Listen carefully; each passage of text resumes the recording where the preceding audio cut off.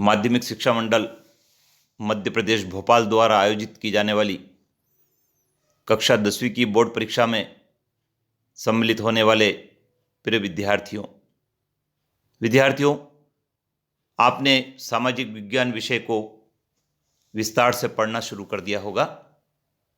हम आज की इस वीडियो में बात कर रहे हैं अध्याय 2 की, जिसका नाम है भारत के संसाधन। विद्यार्थियों, अध्याय 2 पर आधारित 45 वस्तुनिष्ठ प्रश्नों की हम चर्चा करने वाले हैं। मैं आपसे अनुरोध करूंगा कि आप इन प्रश्नों को एक कॉपी में नोट कर लें और इनको दोहराते रहें, जिससे आपकी प्री बोर्ड परीक्षा और वार्षिक परीक्षा में इस अध्याय से संबंधित ऑब्जेक्टिव सही हो सके। आइए जानते हैं क्या है इस अध्याय पर आधारित महत्वपूर्ण प्रश्न। भारतीय अर्थव्यवस्था का मूल आधार क्या है? भारतीय अर्थव्यवस्था का मूल आधार कृषि है। भारत में कितने प्रतिशत क्षेत्रफल में कृषि की जाती है? 51% क्षेत्रफल में कृषि की जाती है। देश की श्रम शक्ति का कितने प्रतिशत भाग कृषि से आजीविका प्राप्त करता है? 58.2% भाग। भारत के शुद्ध राष्ट्रीय आय उत्पाद में कृषि का हिस्सा कितना प्रतिशत है? भारत के शुद्ध राष्ट्रीय उत्पाद में कृषि का हिस्सा 56.1% है। जो फसलें वर्षा ऋतु के आरंभ में अर्थात जून जुलाई में बोई जाती है, वे कौन सी फसलें कहलाती है? वो खरीफ की फसलें कहलाती है। ज्वार, बाजरा, चावल, सोयाबीन, गन्ना, कपास, मक्का, मूंगफली, ये किस प्रकार की फसल है? ये खरीफ की फसल है। जो फसलें शरद ऋतु के आगमन पर अर्थात अक्टूबर नवंबर में बोई जाती है, क्या कहलाती है? रबी की फसल कहलाती है। गेहूं, चना, जौ, सरसों किस प्रकार की फसल है? रबी की फसल है। ग्रीष्म ऋतु में पैदा की जाने वाली सब्जियां किस प्रकार की फसल कहलाती है? ये जायद फसलें कहलाती है। कपास, जूट, कॉफी, चाय, सोयाबीन, गन्ना, रबर किस प्रकार की फसल है जो प्रत्यक्ष रूप से भोजन के लिए उत्पादित नहीं की जाती है? विद्यार्थियों, ये नगद या व्यापारिक फसलें कहलाती है। सोयाबीन उत्पादन में प्रथम राज्य कौन सा है? विद्यार्थियों, मध्य प्रदेश राज्य प्रथम राज्य है। जूट उत्पादन में प्रथम राज्य कौन सा है? पश्चिम बंगाल। गन्ना उत्पादन में प्रथम राज्य कौन सा है? उत्तर प्रदेश। सर्वाधिक रबड़ का उत्पादन किस राज्य में होता है? विद्यार्थियों, केरल में होता है। भारत की सबसे प्रमुख खाद्य फसल कौन सी है? चावल। सुजाता किस फसल की किस्म है? विद्यार्थियों, गेहूं की किस्म है। क्रांति किस फसल की किस्म है? क्रांति धान की किस्म है। श्वेत क्रांति का संबंध किससे है? दुग्ध उत्पादन में वृद्धि से है। विद्यार्थियों, ऑपरेशन फ्लड भी दुग्ध उत्पादन में वृद्धि के लिए ही चलाया गया था। पीली क्रांति या पीत क्रांति का संबंध किसके उत्पादन से है? खाद्य तेल एवं तिलहन के उत्पादन से है। मछली उत्पादन का संबंध किस क्रांति से है? मछली उत्पादन का संबंध नीली क्रांति से है। गुलाबी क्रांति का संबंध किसके उत्पादन से है? विद्यार्थियों, फलों के उत्पादन से है।